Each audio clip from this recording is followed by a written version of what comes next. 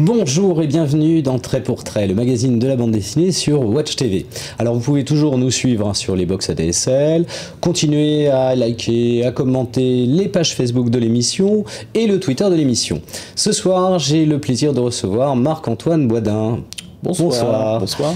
Alors, pas en tant que dessinateur, mais on va parler un peu plus de syndicalisme. Oui, c'est ma deuxième casquette, donc ça tombe bien. Très bien. Alors dans l'émission, on continuera. Vous avez vu, j'ai troqué ma chemise pour un très beau t-shirt. Et ben, c'est parce qu'on va parler aussi un petit peu d'un journal qui fait mal et ça fait du bien. C'est le Ciné Mensuel et on retrouvera Catherine Ciné. Je vous propose une courte pause et puis on se retrouve avec Marc-Antoine.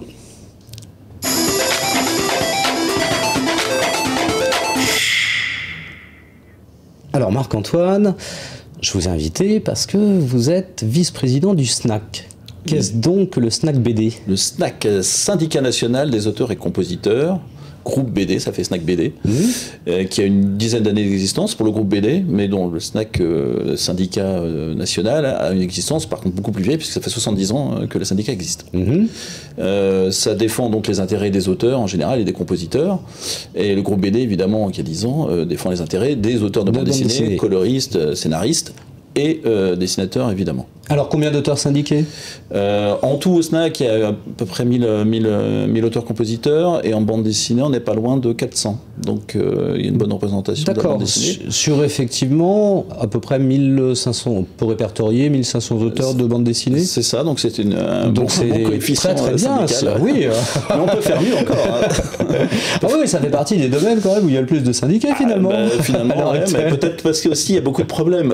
C'est peut-être lié. Alors c'est un petit peu la raison pour laquelle je vous ai invité. Quelles sont les difficultés que rencontrent, alors on en a déjà un petit peu parlé dans cette émission, mais quelles sont les réelles difficultés que rencontrent ces auteurs en ce moment? En ce moment, il y en a beaucoup. Parce que, en fait, si on se réfère notamment à l'étude qui a été faite il y a quelques temps, qui date de 2013 des États généraux de la bande dessinée, puisque c'est aussi une initiative d'auteurs. Il y a plus de 36% des auteurs en dessous du seuil de pauvreté, et plus de 50% en dessous du SMIC. Ça, c'est en 2013, et 2% chaque année qui se rajoutent à ça, donc a priori, en 2050, on sera à 2020, sachant que je ne compte pas les différentes réformes qui arrivent en masse ces derniers temps, notamment les réformes sociales, dont on parlera un peu plus tard, je crois, sur le projet des États généraux du livre. Et donc, évidemment, ça fait quelques séquelles, quoi. Donc, 36%, évidemment, il y a une histoire de revenus qui est un peu une raison importante, voire principale, de la situation des auteurs. Bien sûr, ouais.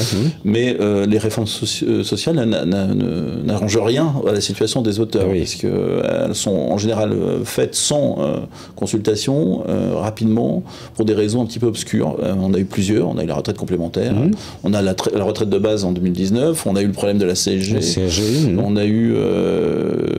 a aussi des questionnements par rapport à la formation professionnelle, il y a plein de sujets, malheureusement, j'ai envie de dire, concernant les auteurs de bande dessinée, les auteurs en général. Parce que des auteurs qui... Alors, le public de Trait pour Trait connaît bien le monde de la bande dessinée, et c'est bien que pour faire une bande dessinée, il faut du temps. C'est un peu aussi la particularité de la bande dessinée et du livre jeunesse aussi d'ailleurs, parce qu'il y a aussi, c'est aussi un domaine assez proche de la bande dessinée, c'est qu'effectivement il faut du temps. C'est-à-dire que souvent les auteurs de bande dessinée font ça à plein temps. Donc ça leur prend au minimum, la moyenne c'est 7 heures, on va dire plutôt 7 en début d'album. Alors un François Bouc qui fait une planche en une journée, il n'y en a qu'un. Ouais, il y en a d'autres, mais bon, je pense qu'il fait des bonnes journées, et je pense qu'en général, l'auteur de bande dessinée travaille pas mal. D'ailleurs, ce qui ressort un petit peu des études, en tout cas il fait une journée type de travail à temps plein, c'est-à-dire 7-8 heures par jour en moyenne. Et donc évidemment là-dessus, il faut ça prend du temps, donc par essence. Donc nous on est impacté directement par les différentes réformes qui viennent et par les problèmes de revenus, puisque c'est à peu près nos seuls revenus où il est compliqué, très compliqué pour nous, d'avoir une activité annexe à côté. Ouais. À part les dédicaces, qui est aussi un champ qui concerne aussi le syndicat, puisqu'on a fait une sorte d'appel, d'appel au festival, au salon, pour dire attention, parce que ça serait bien d'envisager de rémunérer les auteurs. Alors ça a été effectivement relayé beaucoup sur les réseaux sociaux, là, notamment, où se pose la question de la rémunération des auteurs. Ce qui reste compliqué quand même pour des petits salons. Oui, tout ça, évidemment, c'est des équilibres fragiles. Hein. Notre idée, c'est pas d'imposer une rémunération, mais c'est au moins, dans un premier temps, en tout cas, que ça soit pris en compte. Parce que souvent, en fait, on part du principe que la dédicace est gratuite, que c'est comme ça, mais je veux dire, c'est presque légitime dans la logique des choses telles que elles sont arrivées. Oui, bien sûr, c'est un historique. Ça fait 30 ans ou 40 ans que ça fonctionne comme ça. Concernant le festival, lui, a son rayonnement, et la mairie, son rayonnement culturel potentiel. L'éditeur font quand même des livres, le libraire présent sur place vend aussi des livres. Le lecteur, qui est toujours sympathique de rencontrer, repart lui avec un album dédicacé. Et en fait, l'auteur, même si la rencontre est toujours passionnante et intéressante pour l'auteur, avec son public. Oui, ce qui permet d'avoir quand même un contact avec le public, ça, ce qui est intéressant. Lui, par contre, n'est pas rémunéré, alors que sur ses heures de travail potentiel, en tout cas le week-end, ou de famille, ou de famille, et tout ça, et que c'est Mm. un travail au même titre qu'un musicien qui ferait un concert d'une certaine manière, et qui n'est pas, en l'occurrence pour l'auteur de BD, rémunéré, pour l'instant. Mais c'est en train de changer. Il y a des discussions avec différentes structures par rapport à ça ? Alors il y a des discussions, il y a certains festivals qui commencent, qui le faisaient déjà, bon, pour certains, et d'autres qui commencent à poser ça sur la table. Il y a une réflexion qui commence à s'opérer. Évidemment, les auteurs, en général, souhaiteraient même que ça aille plus vite, mais on comprend parfaitement au syndicat aussi que ça prenne un certain temps, et que cette réflexion-là doit se faire aussi, comme vous le disiez au départ, c'est-à-dire avec les équilibres qui sont assez compliqués, puisque tout a été monté sur ce postulat que le dessinateur... oui, il y a eu d'ailleurs sur un sujet aussi de mécontentement sur des auteurs qui participeraient à des conférences ou à des choses comme ça et qui effectivement n'étaient pas rémunérés non plus. Alors ça, c'est effectivement, j'ai envie de dire, le premier problème, parce que là, il s'agit en plus... d'une activité annexe, c'est-à-dire que la présence en festival aussi, d'une manière générale. Mais parmi la présence des auteurs en festival, il y a potentiellement les dédicaces, mais il y a aussi évidemment d'autres types d'animations, type ateliers, conférences, qui en plus... Que tout ce qui est intervention scolaire a toujours été rémunéré au prix de la charte des auteurs, enfin, encadré par un minimum de choses. Ça a été impulsé par la charte des auteurs du livre jeunesse. Effectivement, c'est de dire ces activités-là doivent être rémunérées. Parce qu'il s'agit d'une activité professionnelle. Ça se fait toujours, ça. Et ça se fait toujours. Voilà, il n'y a plus de problème par rapport à ça. Si, il y a des problèmes. Mais après, c'est plus peut-être les établissements scolaires qui ont du mal à avancer le budget. Disons que pour les événements qui sont subventionnés par le Centre national du livre, ils ont obligation de payer les auteurs pour leur intervention. Voilà. Mais après, il y a toutes les autres festivals et autres salons qui n'ont pas d'aide du CNL. Pour eux, c'est pas forcément naturel. Il y en a qui le font, il y en a qui le font pas. Et petit à petit, évidemment, aussi sous la pression de paye ton auteur, dont on va peut-être discuter. On peut en parler là, d'ailleurs. Il y a un hashtag qui a été lancé. Il y a un hashtag qui a été lancé sur les réseaux.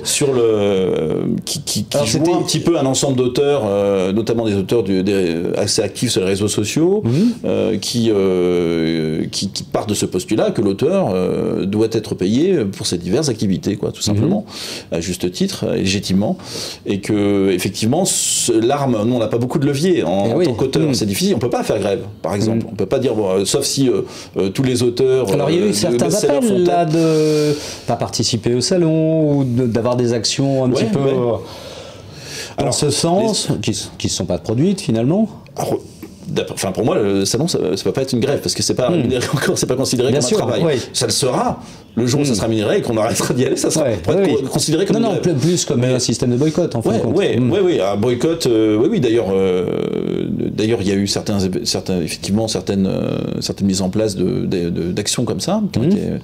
Mais bon, sur une des armes qu'on a aussi qui nous ont été apportées par l'internet, c'est évidemment aussi les réseaux sociaux et la faculté de faire connaître, parce que si on a un métier d'expression évidemment, bien sûr, de pouvoir exprimer via les réseaux sociaux un mécontentement par les dessins, par les textes, et en faisant savoir ça, on arrive quand même, même plus que quand même, on arrive à infléchir, sensibiliser le public, le aussi, lecteur, parce que et infléchir aussi les décisions qui sont prises, et à susciter au moins une réflexion des festivals et des salons ou des structures qui ne paieraient pas les auteurs.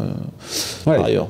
Voilà, comme c'est arrivé avec l'UNESCO dernièrement, comme c'est arrivé, mais c'est plus avec le salon du livre de Paris Livre. Voilà, ça a été le début, là, un petit peu de la prise de conscience et la création effectivement de ce hashtag, qui est même un site qui rejoint beaucoup d'auteurs de bande dessinée et évidemment d'auteurs jeunesse, illustration jeunesse. Au niveau syndical, vous faites comment je pourrais dire, des regroupements, des réunions avec les différents syndiqués? Comment ça se passe? Alors, il existe notamment, j'ai envie de dire bien sûr, il existe notamment le Conseil permanent des écrivains CPE, qui rassemble, lui, l'ensemble des organismes d'auteurs de l'écrit, dont la Charte Jeunesse, dont le SNAC, dont la TLF, et aussi des sociétés de prestation de droits, enfin bref, de gens qui représentent les auteurs de manière générale et qui sont regroupés au sein du Conseil permanent des écrivains. D'accord, ouais. Et qui d'ailleurs sont organisateurs des États généraux du livre. Dont on parlera un petit peu après. Exactement. Voilà. Tous les auteurs peuvent adhérer au SNAC BD. Il suffit d'avoir publié. Mais alors dans l'absolu, selon les statuts, il n'y a pas de condition d'adhésion, mais évidemment que ça sera plus logique si c'est des auteurs qui ont déjà publié qui s'inscrivent, mais se pose la question aussi. Justement, j'y pensais, ces auteurs autodidactes qui fonctionnent sur les réseaux sociaux, qui ont une communauté, mais qui n'ont pas forcément publié d'album. Exactement, c'est aussi une des réflexions qu'on a au sein du groupement, c'est de dire, sont considérés jusqu'à maintenant les auteurs qui ont un éditeur extérieur, tiers, qui publient leurs livres. Est-ce qu'il ne serait pas temps aussi de prendre en compte toute cette population d'auteurs qui font des livres à compte d'auteur, qui sortent du circuit en fin de compte traditionnel, qui sortent du circuit effectivement traditionnel, notamment les auteurs autodités ou qui utilisent le crowdfunding, etc. Oui, parce que l'auto-édition existe depuis très longtemps. Oui, c'est pas nouveau, mais disons qu'il y a une expansion. Des gens comme Jean-François Batelier qui s'auto-éditent depuis des années, et c'est vrai qu'il y a ces auteurs là qui ont un public sur le net important et une communauté. Bah, ils sont aussi les bienvenus, évidemment, au SNAC. Alors, on en a reçu plusieurs dans l'émission, c'est pour ça que j'en parle. Mais ils sont d'autant bienvenus qu'ils permettront aussi de faire nourrir la réflexion sur le statut parce qu'eux ont un certain isolement, en fin de compte, par rapport à un auteur de BD traditionnel qui va être invité en salon, qui va pouvoir rencontrer un public. C'est vrai que la personne qui utilise les réseaux sociaux est un petit peu isolé en fin de compte. Et puis se pose aussi le problème qui est aussi posé par les différentes réformes, mais du statut, du régime social, et beaucoup de choses, de questions qui se posent par rapport à un statut d'auteur auto-édité, parce qu'on ne peut pas être officiellement auteur, avoir le statut d'auteur quand on est auto-édité. Et justement, c'est pour ça qu'il y a une réflexion au sein du groupement bande dessinée sur un éventuel statut, et comment on peut faire pour intégrer les auteurs et qui puissent aussi bénéficier d'une retraite, qui puissent bénéficier de prestations sociales, et qui puissent bénéficier de la communauté des auteurs de bande dessinée, parce qu'ils peuvent évidemment être aussi considérés comme des auteurs de bande dessinée. Alors il y a un site qui permet à la fois d'adhérer et puis de trouver pas mal de renseignements pratiques aussi.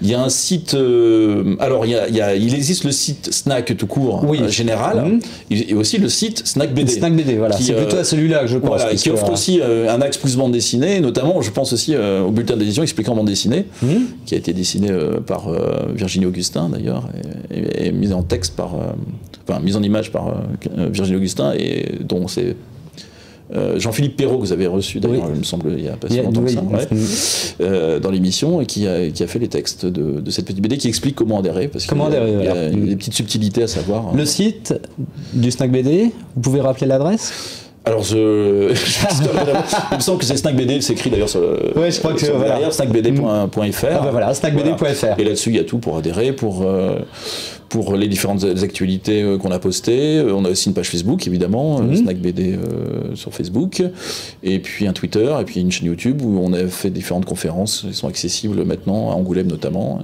Et donc où les auteurs peuvent évidemment se renseigner sur divers problèmes en cours ou même solutions possibles. Très bien.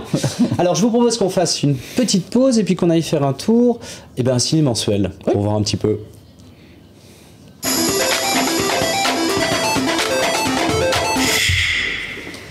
Alors je le cite souvent, le ciné mensuel, voilà le dernier qui vient de sortir, mais vous allez le revoir dans le reportage. J'ai eu la chance d'être reçu par la patronne de ciné mensuel, Catherine Sillet. Allez, on la retrouve, vous allez voir, c'est un plaisir. Catherine Sillet, bonjour. Bonjour. Alors comment se porte ciné mensuel en ce moment? Bon écoutez, plutôt bien, ça va, on est toujours là, on va fêter nos 10 ans en septembre. Oui.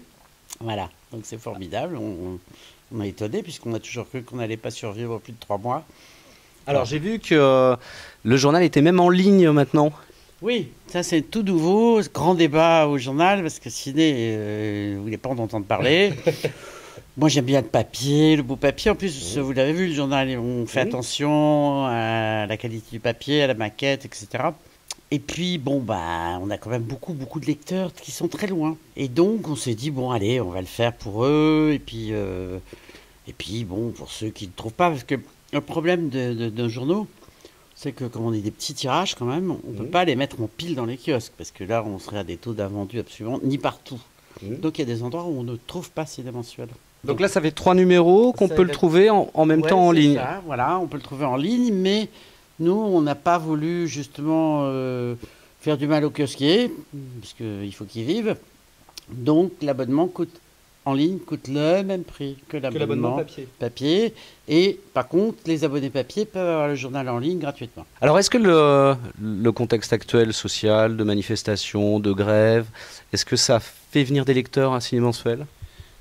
Alors, je ne sais pas si ça fait venir des lecteurs à ciné mensuel, mais je peux vous dire qu'on est très souvent présent dans les manifestations et que là, les gens sont juste... Enfin, moi, j'y vais, parce que j'aime bien les manifestations, mais j'y vais aussi pour le plaisir de les rencontrer. Ils sont tellement chaleureux, tellement sympathiques. Ils n'arrêtent pas de dire continuez. J'ai vu quelquefois des gens qui venaient de l'autre bout de la France parce qu'ils savaient qu'on serait là pour venir nous dire bonjour. Ils sont formidables, quoi. Vraiment, ils sont extraordinaires. Vraiment. Et donc les manifs, écoutez, voilà, on espère tous qu'un jour ça va prendre. Maintenant... les sujets de mécontentement sont nombreux là quand même. Ah, ça c'est le moins qu'on puisse dire, parce que en fait on devrait le prendre à l'envers. Qu'est-ce qui va Parce que entre les distributions de dividendes, l'hôpital, l'école, tout ça, quoi, c'est juste une catastrophe. Moi j'ai un rêve dans la vie, c'est de mettre tous ces ministres, enfin ces messieurs là, qui veulent quand même s'augmenter à 5 000 et quelques euros par mois, de les mettre quelques mois à vivre au SMIG. Et je pense que peut-être ils comprendraient quelque chose. Non, mais vous voyez que je pense qu'ils sont tellement... Moi, il y a une chose qui me frappe, parce que là, je suis en train de préparer un hors-série des 10 ans, donc il faut faire des choix, c'est compliqué. Et on a réalisé, je sais pas, 90 ans de grands entretiens. Alors ça va, on a fait aussi bien Rancière enfin bref, on a fait tous les grands intellectuels actuels. Et ils sont tous pareils, ils sont tous frappés par l'inculture de nos politiques, totale, dans tous les sens du terme, par le manque de vision à long terme, tout le monde s'en fout, et juste tout le monde a le même raisonnement, mais qui nous écoute un petit peu. Il y a quelques jours, on faisait l'interview du mois prochain, avec un sociologue qui s'appelle Stéphane Bouch. Et il disait, donc on parlait de l'immigration réussie en l'occurrence, et puis le mal qu'ont fait les attentats, puis la stigmatisation des musulmans, etc. Et il nous disait, mais je lui parlais de la réforme des facs, là, enfin d'entrer en fac, et il nous disait, mais ça peut pas marcher leur truc, quoi. Ça peut ne pas marcher. Il dit, moi, je suis de gauche, et il disait, mais je suis prêt à aller discuter avec eux quand ils veulent, à voir les solutions, les vraies solutions. Il dit, mais personne ne nous écoute. Et ça, c'est quelque chose que j'entends depuis 10 ans en permanence, que j'entendais déjà dans ma vie antérieure de journaliste. C'est aberrant, quoi. Alors, le journal se répartit entre une partie écrite et puis beaucoup de dessinateurs. 50-50. Donc, vous avez à peu près, on travaille à peu près avec une bonne trentaine de dessinateurs. Bon, il y a ceux qui sont là depuis le début et qui ont leur page, etc. Et puis, on découvre plein de nouveaux dessinateurs. Et ça, c'est formidable. Vous voyez, je ne sais pas si vous avez vu les unes de LB, là, dernièrement. Vous voyez, bon, ben ça, c'est des mails. Hein. On reçoit des mails avec des dessins sur le courrier des lecteurs. J'ai fait des dessins, ce que je peux vous les montrer. Et de temps en temps, on a découvert des gens absolument extraordinaires qui sont maintenant dans le journal, et c'est formidable. Alors là, depuis avril, il y a 2 nouvelles plumes aussi qui sont entrées. Tout à fait. Il y a François Morel. Il y a Patrick Pelou qui nous a rejoints et on est tout contents, quoi. L'année dernière, on a eu Charline Vanhoenacker, on a eu Guillaume Meurice qui nous a rejoints, puis on a toujours à l'évêque, Delfeuille de Thon, etc. Ouais, bien sûr. Personne n'est parti de Ciné Mensuel. Personne. Ceux qui sont partis, c'est on les a aidés un peu. Est-ce qu'il y a eu un changement depuis que Ciné n'est plus là? Oui, il n'est plus là. Mais Ciné, il avait quelque chose qui était très particulier, c'est c'était un graphiste aussi. Et donc, pour les unes, par exemple, Ciné, il nous sortait tous les mois un truc extraordinaire. Et puis, il y avait sa zone où, alors lui, là, il y allait, il s'exprimait. Il y a cette liberté qui est saluée par tous les acteurs, là, de Ciné Mensuel, de pouvoir dire ce qu'ils veulent, en fin de compte? Alors... oui, tous ceux qui écrivent, oui, enfin bon, à part les journalistes et tout, là, on fait attention, quoi, parce que je fais quand même attention, on n'est pas complètement fou, je veux dire. Il y a toujours moyen de dire la même chose sans aller au tribunal, hein, toujours. Il suffit peut-être d'enlever un mot et de le remplacer par un autre. Bon, ça, c'est pour la partie écrite, et puis il y a des gens comme Laclatine, que moi j'adore, je ne sais pas si vous le disiez, j'adore ce qu'il écrit. C'est marrant, parce que les gens, ils ne savent pas qu'à Ciné Mensuel, il y a des gens incroyables. Dédé La Science, alias André Langadet, c'est un grand scientifique. Vous voyez, il y a des gens comme ça qui sont comme Cuchy, on a l'impression que c'est le petit rigolo. Conchalis, c'est un économiste, membre des économistes atterrés. Enfin, il y a quand même plein de gens. Une sacrée équipe, là. Oui, on a une sacrée équipe. Et ce qui est formidable aussi, c'est qu'en dehors des nouveaux venus, quand nous, on a lancé le journal en 2008 suite à l'affaire Charlie, quand il m'a dit on fait un journal, j'ai fait waouh, attends, bouge pas, j'ai rien fait depuis les années 70, comme moi, et qui, quoi, que, qu'est. Et là, sont arrivées 50 personnes pour le premier numéro. Et tout le monde nous a dit, c'est vos copains. Bah, dans l'eau, on en connaissait peut-être, déjà, beaucoup, ce serait 10. Les autres, on ne les connaissait pas. Ils ont écrit spontanément, ils sont venus, ils ont manifesté leur soutien, et on leur a dit, bah, allez-y. Voilà. Ils sont toujours là. Alors, c'est passé de l'hebdo mensuel? Bah oui, parce que l'hebdo, c'est dur. Hein, et puis l'hebdo, là, financièrement, on ne tenait pas, quoi. Parce que, comme on fait un beau journal, avec un beau papier, que nous payons les gens, tous les dessinateurs, tout le monde est payé de la même manière, que tu t'appelles Gueluc, que tu t'appelles LB, qui n'a jamais fait un dessin jusqu'à il y a un an, ils ont le même tarif. Le papier, ça coûte cher, l'impression, ça coûte cher, etc. C'est un journal qui coûte 70 000 € par mois. Sans pub, sans mécène, merci, non merci. Alors, les 10 ans bientôt, un hors-série. Ouais. Qu'est-ce qu'on peut souhaiter pour la prochaine décennie, là? Eh bien, que ça continue. Parce que je pense que Ciné, il doit drôlement se marrer, là-haut, en disant... Quand même, ça y est, c'est bon. Parce qu'il me l'a dit. Hein. Allez, tu continues. Hein. Parce que je lui dis, oui, mais les dessinateurs, je ne suis pas dessinatrice. J'ai été un peu bousculé au départ. J'ai eu droit à, comment on appelle ça, là, vous savez, au bizutage. Voilà, ouais. Quelquefois, ça chauffe. Alors oui, parce que, pour en venir, on peut passer tout. Pas tout. Pas tout en dessin. C'est-à-dire que j'en ai un petit peu marre des attributs sexuels, des déjections, etc. Je trouve que voilà, de temps en temps, il faut trouver un humour un petit peu plus fin, mais c'est pas une censure, ça. Non, c'est pas toujours leur avis. Alors ils disent, ah, mais pas possible, il en faisait. Je dis, de temps en temps, mais il n'aimait pas ça, il n'a jamais voulu travailler à Kiri. Finalement, la ligne éditoriale n'a pas changé depuis 2 ans. Non, absolument. Enfin, moi, je trouve pas. Voilà. Évidemment, il y en a qui vous diront, oh, si Ciné était là, ça je reçois. Si Ciné était là, je leur dis, écoutez, vous savez quoi, si Ciné était là, vous direz comme moi. Voilà. Catherine Ciné, merci beaucoup. Puis venez nous voir pour les 10 ans, là. Je pense qu'il va y avoir un air joyeux au mois de septembre. Eh bien, avec grand plaisir, on sera là. C'est là, formidable. Merci. Super. Alors, vous pouvez bien sûr aller demander des affiches et des autocollants. Il suffit de leur écrire à Ciné. Alors, Marc-Antoine, on aborde très rapidement les états généraux de la BD. C'est le 22 mai ? C'est le 22 mai. C'est sur la question sociale qu'on en parlait au début de l'émission. C'est-à-dire tous les points, les différentes réformes qui sont arrivées, où on en est, ce qu'on va faire, une espèce de bilan. Malheureusement, tous les auteurs publics ne sont pas présents, les institutions. Mais bon... il y a un petit... oui, un petit... Il suffit d'aller regarder sur les réseaux sociaux. Exactement, il y a eu un petit bug concernant nos institutions, hélas. Et en tout cas, on va en discuter entre organismes. Il y aura aussi quand même, évidemment, le Centre national du livre et puis différents acteurs, institutions, quand même, ils seront présents pour discuter. Donc ça, c'est mardi 22 mai. Mardi 22 mai dans l'après-midi, effectivement, ouais. Merci beaucoup. Merci. La prochaine fois, vous revenez pour qu'on parle de BD ensemble un petit peu. Plaisir. De sambre et tout ça.